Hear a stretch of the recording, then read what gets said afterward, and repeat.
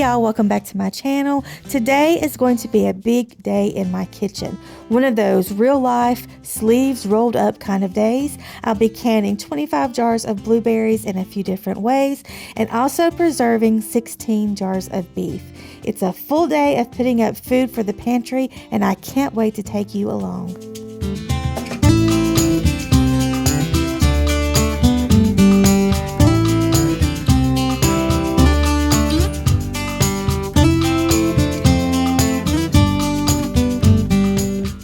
I started with the blueberries since they're quick to prep and can be processed while I'm working on other things. These were picked fresh by my father-in-law and his buddy, so they're still packed with flavor. I had already done 7 jars of blueberry jam for him. And so now I'm taking the rest of what I had left over from that first gallon that he gave me, and I'm making 8 more jars of blueberry jam for him and for us to have on the shelf. He is going to share this with us, and so we're very, very grateful.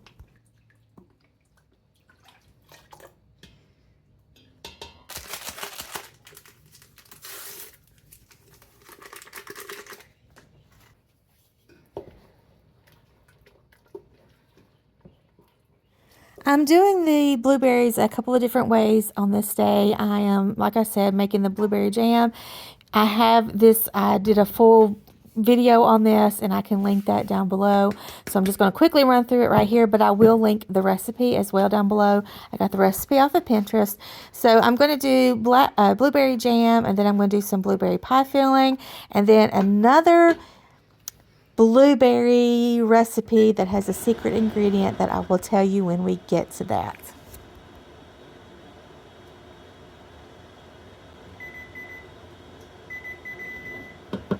Canning jam is one of my favorite things to do. Really, any kind of flavor, strawberry, blackberry, whatever. I can mix flavors.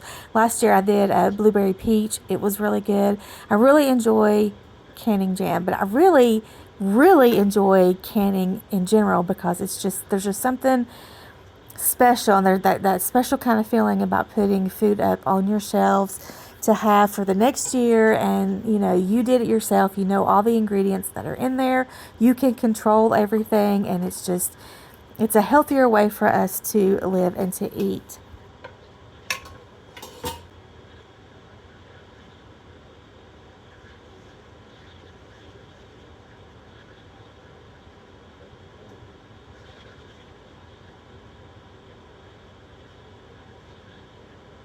What I'm doing here is just a few simple steps that you do every time you can.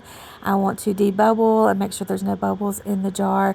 I want to wipe off and clean the tops of my jars so that the lids will adhere to it very well and there's no sticky stuff hindering the sealing process. You want to I'm using 4 jar lids. They don't sponsor me. I don't have a link or anything for them. I'd order them and pay for them myself, and they really are the best jars. And especially when I'm canning meat, I like to use the 4 jars because it's just a little bit of extra security. So I'm going to go ahead and get these in the water bath canner and get these processed, and then move on to the next recipe.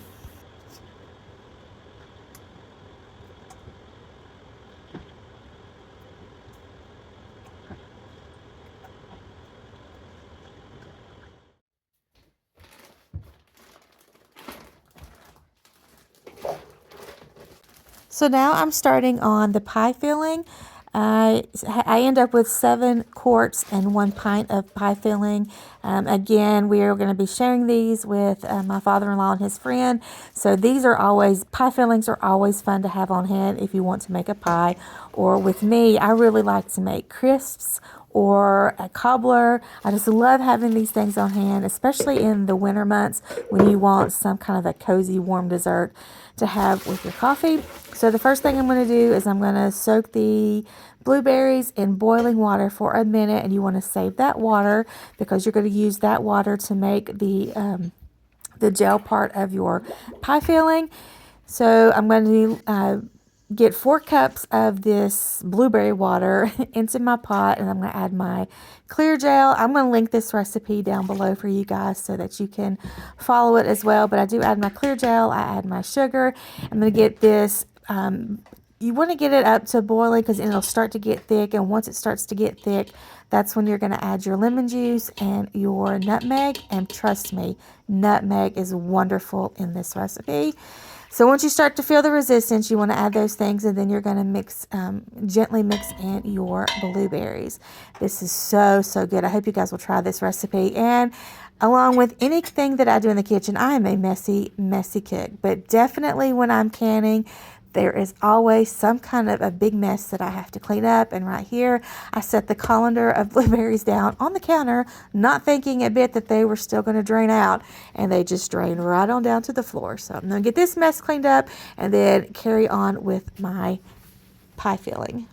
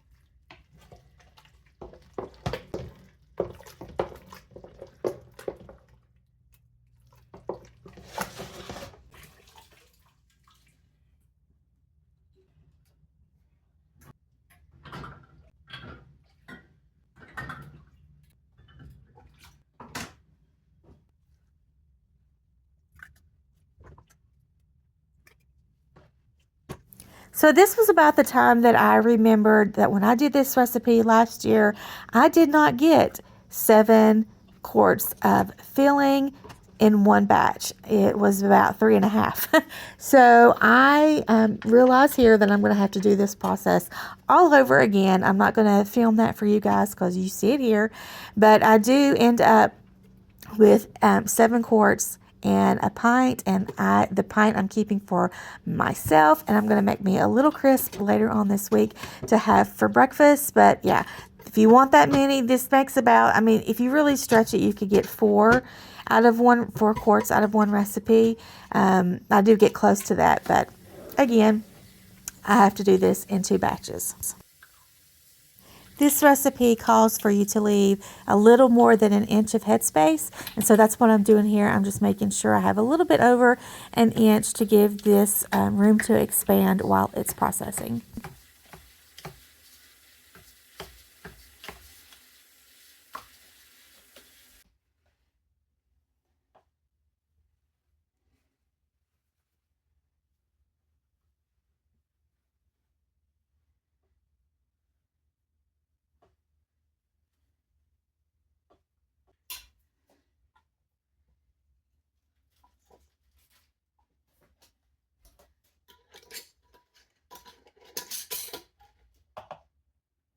I'm going to go ahead and put these back into the canner where the water is warm so that these can stay warm until I'm ready to get all of the jars processed together.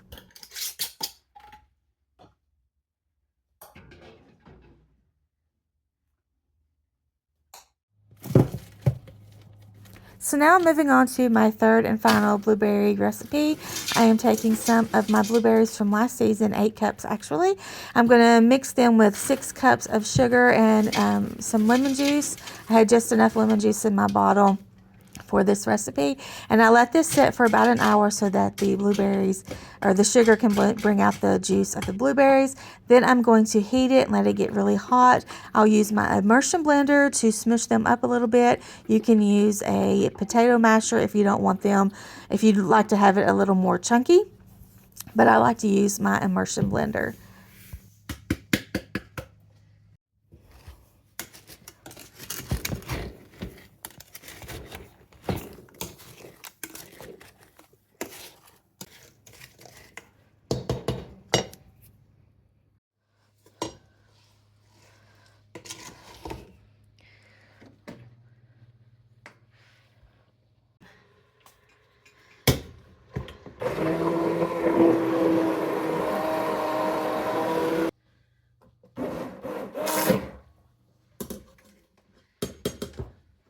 And now it's time for the secret recipe. I am using Kentucky bourbon. This is the bourbon that I have my vanilla infused in to make my homemade vanilla.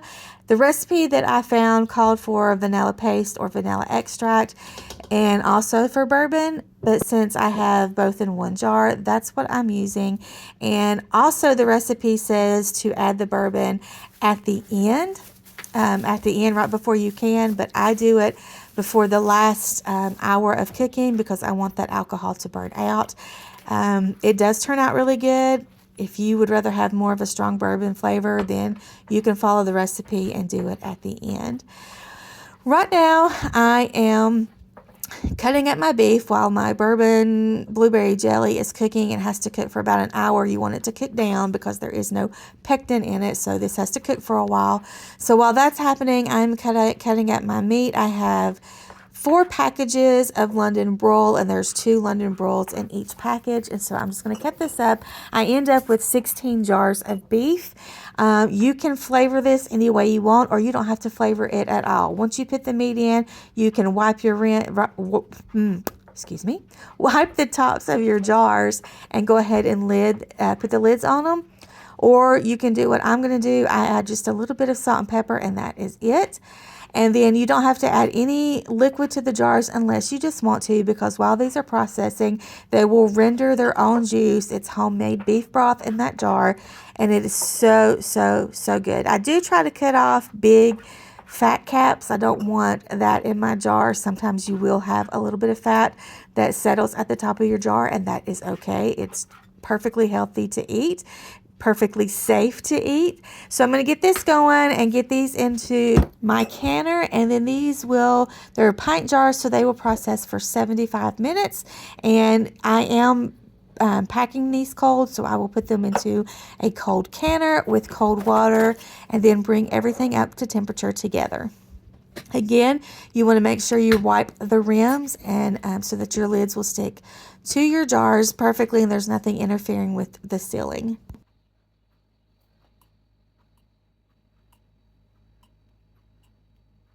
I love having home canned meat, whether it's beef, chicken, ground beef, whatever. It's ready for soups, stews, quick dinners, and it saves so much time later on in the year and the season when it comes time to cook. I can remember when I first started canning meat, pressure canning always felt intimidating. It always feels intimidating at first, but once you get into a rhythm, it really is rewarding. And it's just, like I said, it just makes your heart happy to have these things ready on the shelf to go for you and your family.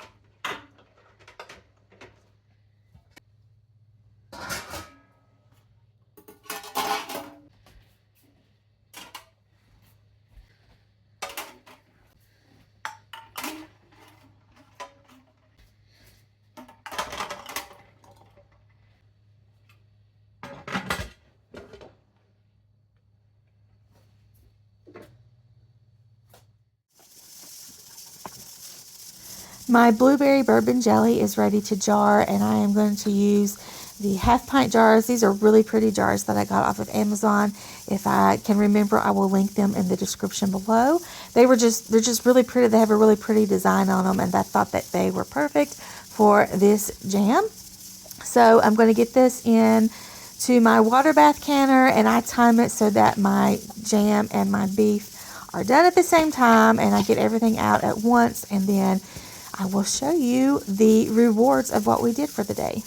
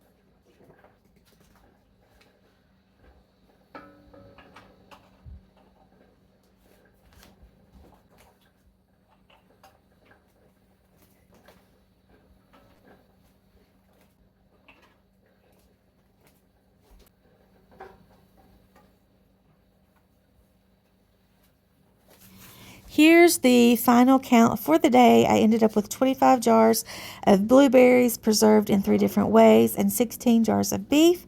It's a lot of work, but it's the kind of work that pays off again and again all year long. There's just something deeply satisfying about seeing shelves fill up with the food that you preserved yourself. It's not just about saving money or eating well. It's about preparing food with love for your family.